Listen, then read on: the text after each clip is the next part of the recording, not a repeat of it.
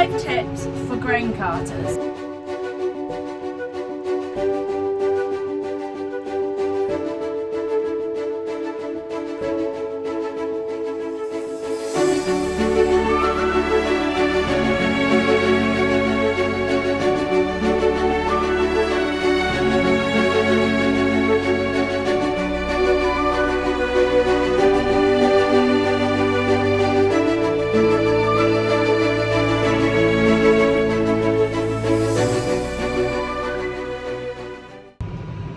So the way I work and Dan works is I think for Dan. I have to, predict where he's going to be, so I roughly know that he can make it just up one hot run in this field, just. So if I wait just before that one run, I can empty, and then I'll go back to my next place where I know he's going to fill me up for the second time. I've got an 18-ton trailer. I can fit 2 loads of the combine in the trailer. So I'm going to sit and wait and think for him. He's busy, he's got to change loads of settings, and he'll know that I'm here, and he's already clocked that, oh, she wants the grain. Okay, I'll put my spout out. He didn't have to say, he didn't have to think, he didn't have to put his arm out, he didn't have to call me. It's easier for him, and I'm just in the right place. Saves me running up and down as well. So let's watch. Oh! Just as I turned the camera on, the arm come out, so I was in the right place. So he's not full yet, but I know with wheat I can get 2 tanks just in. So if I take him just before he's full, I can fit it all in comfortably. So how to load a grain trailer? First of all, I put a little bit at the front. I then work my way back slowly to the back. The reason I put a little bit at the front is to weigh the trailer down. Now I put some at the front. I'm going to start slowly driving to the back and filling it from the back forward. I have to fill it from the back forward because if you fill it from the front, you can't see how full you are at the back. So if you work back to the front of the trailer, you can always see how full you are and if you're spilling, because that is important.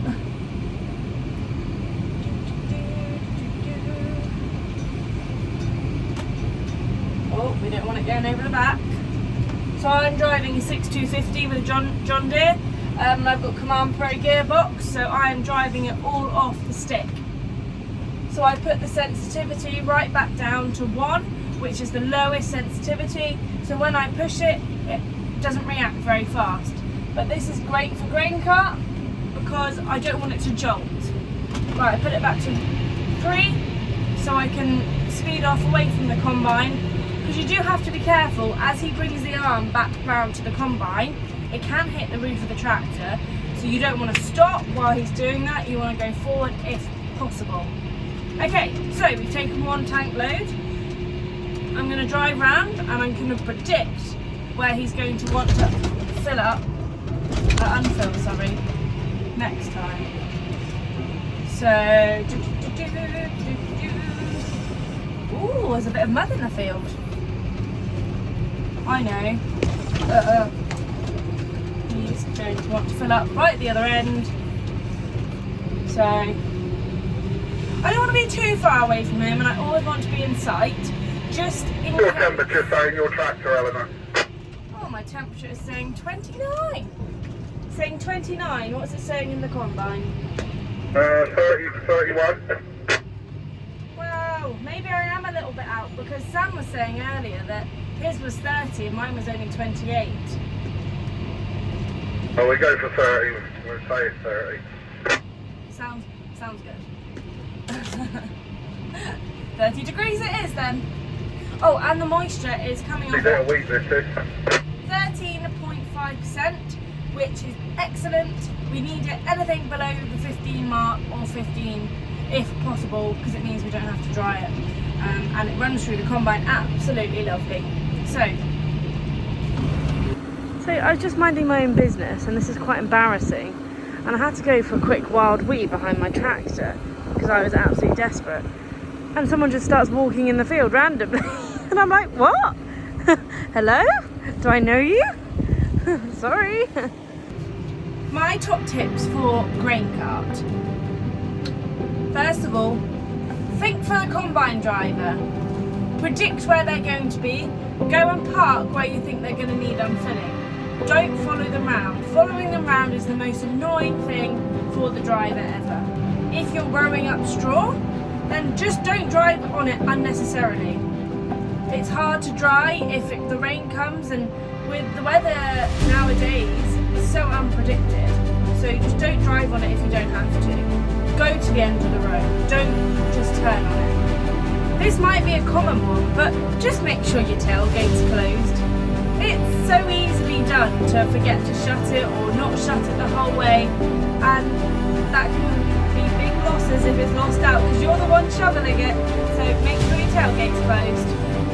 And when you're filling your trailer, start with a bit at the front and work your way to the back, and then fill from the back forward, so you can always see whether you're spilling, how much you've got in your tank, and always leave your front filled last. And lastly, never let the combine out on your side. You never know when there's going to be a problem or you need to go and help them. Even if you can see them in your wing mirrors or they're just in front of you, don't leave them out of your sight if possible. When you're waiting for the combine, if you can find any shade in the field, oh, it's so much cooler. You don't think it is because you're in an aircon cab, but it allows you to turn the aircon off for a minute.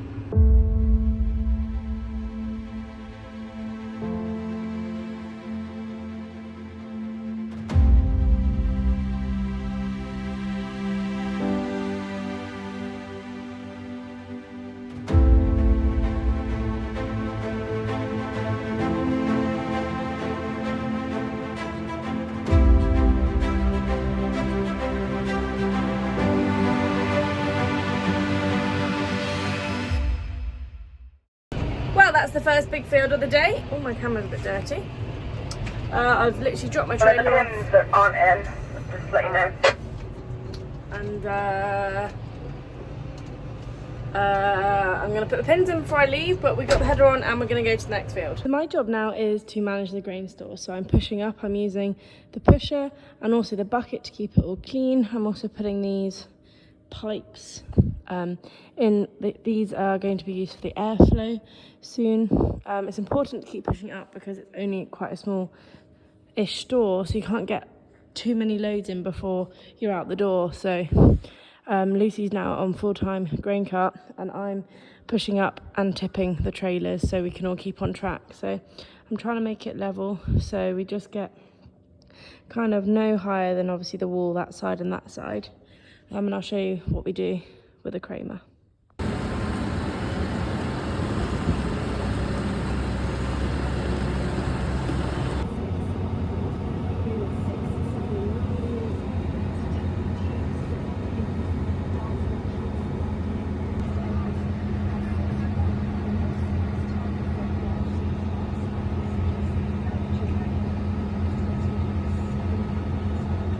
When the shaft goes on first.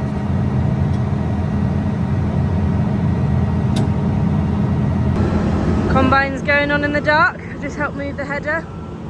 Whew. I really hurt myself though because I caught myself on the trailer and ripped my top. Okay, here it goes. I've got all that dust.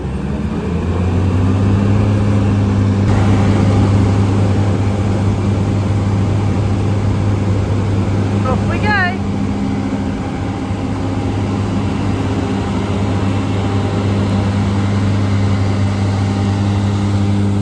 Managed to fill all of this up now, so I'm just giving it a brush so it's all tidy at the edge, and then we're tipping in the other side now because it's a different variety. Keep coming. We're both having a laugh because we just got Lucy's doing so well. It's so tight getting in, and she's you're fine, just keep coming. Right, you'll have to straighten up now. Okay, in the end I had to do it for them. It just wasn't working out. We were having a bad moment, but we got it in now. It's 11 o'clock and I'm still going strong with my grain storage samples, forklift duties. So hard to reverse and now I've been having to help them. Right, I'm going to do a grain test. Any guesses what the moisture's going to be? Wheat. Put it in.